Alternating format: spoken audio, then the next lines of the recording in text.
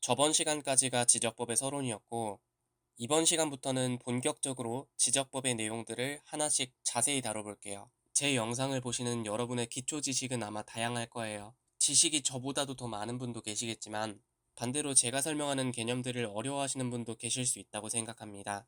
예상 시청자층의 기초 지식을 어느 정도는 예상하고 만들고는 있는데, 어느 누가 들어도 이해할 수 있을 만한 강의를 지향하고 있어서 많이 알고 있는 분뿐 아니라 그렇지 못한 분도 제 영상을 통해 배울 수 있었으면 합니다. 그래서 어찌 보면 상식이라고 말할 수 있을 정도의 얘기까지도 기초 지식으로서 말씀을 드리니까 강의가 조금 늘어지는 감은 없잖아 있을 듯 합니다. 더구나 시험에 나오는 내용만을 다룬다기보다는 그걸 이해하기 위한 방론까지도 다룰 예정이라 생각보다는 내용이 조금 깊을 수 있습니다. 어떤 내용을 외워야 될 때 그냥 덮어놓고 암기하는 것도 좋지만 가능하면 왜 그렇게 내용이 흘러가는지 원리를 먼저 이해시켜 드리는 게 맞다고 봅니다.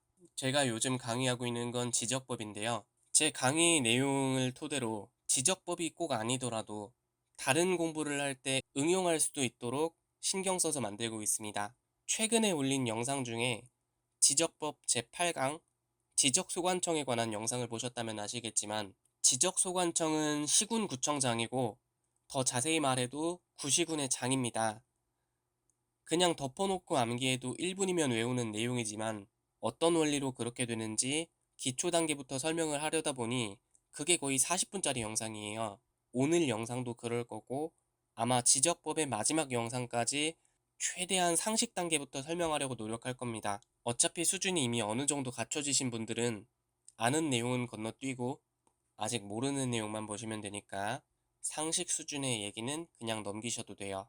그래도 나중에는 좀 더 요약한 내용도 다시 촬영해서 업로드할 예정이니 이 부분은 양해 부탁드립니다. 그래서 이번 시간부터 한동안은 토지의 표시에 대해 본격적으로 배울 건데요. 법조문 순서는 경계, 지번, 지목, 면적 순서로 되어 있지만 강의 순서는 용어의 정의에서 본 것처럼 경계, 좌표, 면적, 소재, 지번, 지목 순서로 살펴볼 겁니다.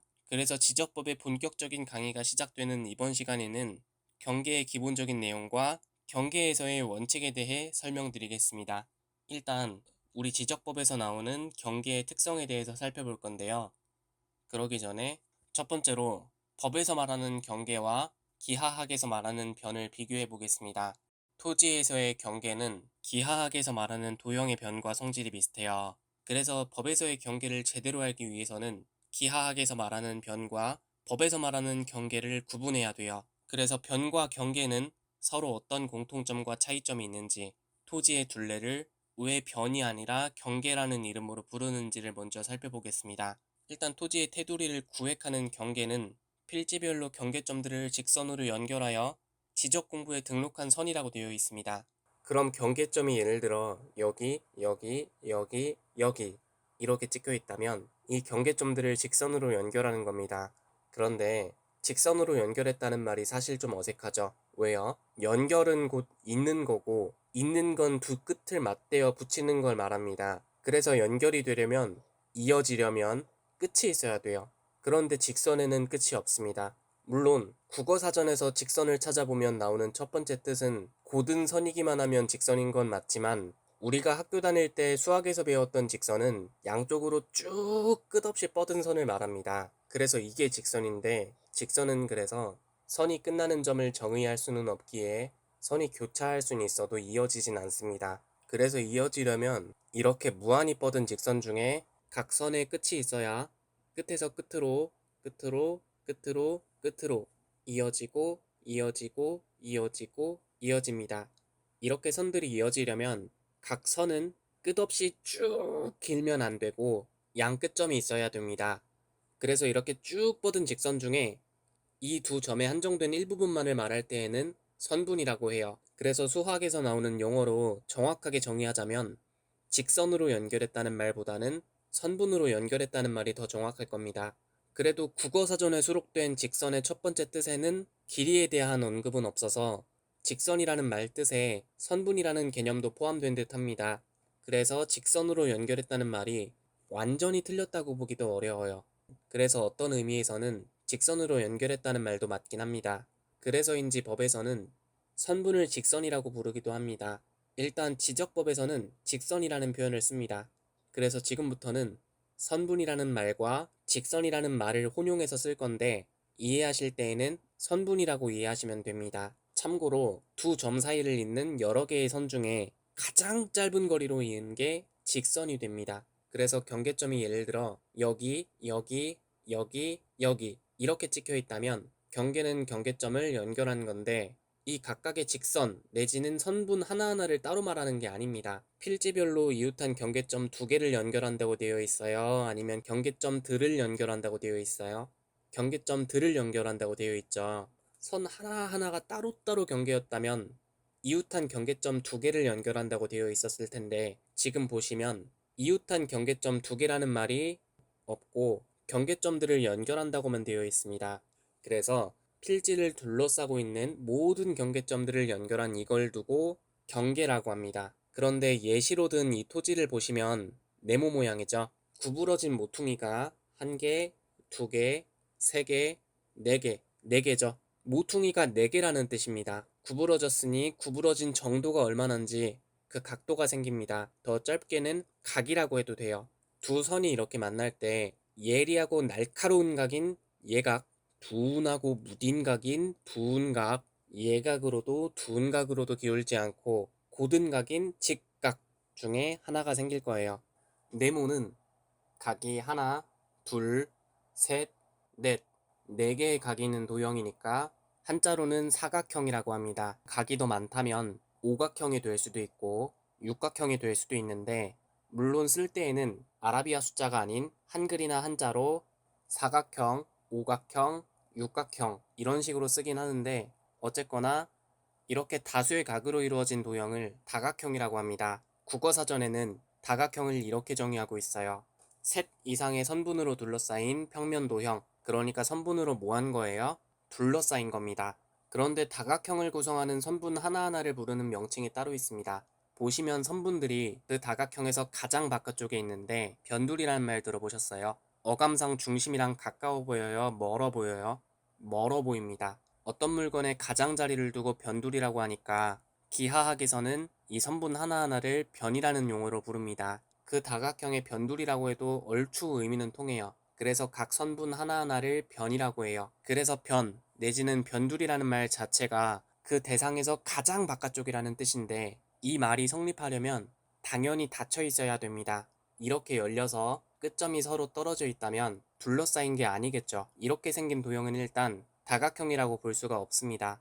그래서 이렇게 뚫려 있게 되면 가장 바깥쪽이라는 걸 정의할 수가 없어요. 즉, 이렇게 개방된 도형에서의 이 선을 변 내지는 변두리라고 부르긴 힘듭니다.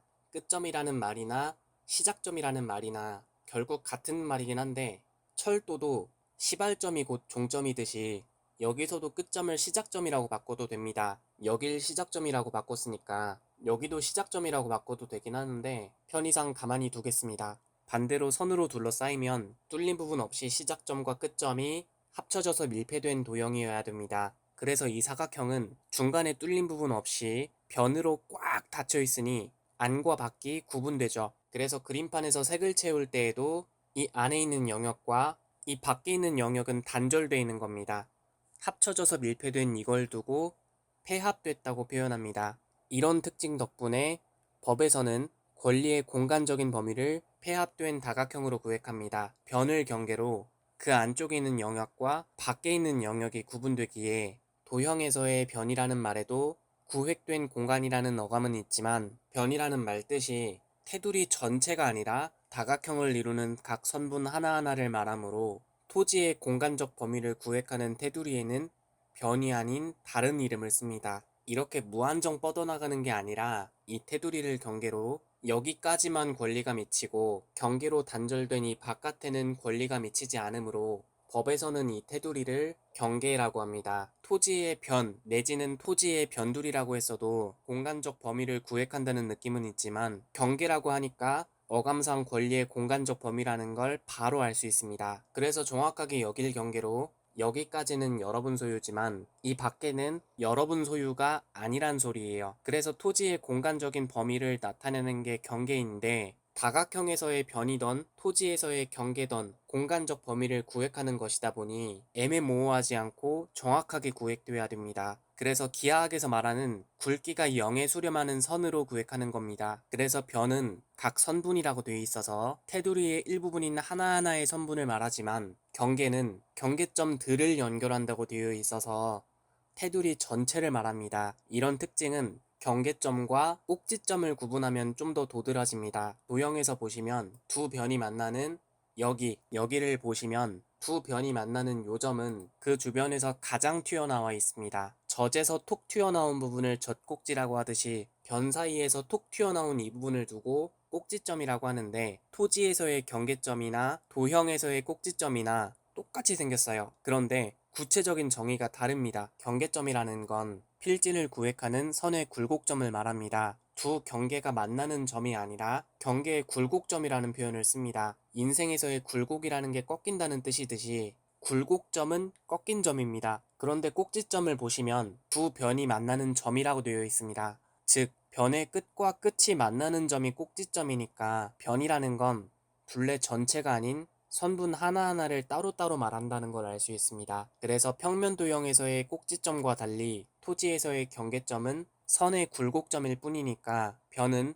둘레를 구성하는 고든선 하나하나를 따로따로 말하고, 경계는 한 필지 토지의 둘레 전체를 말한다는 걸 알 수 있습니다.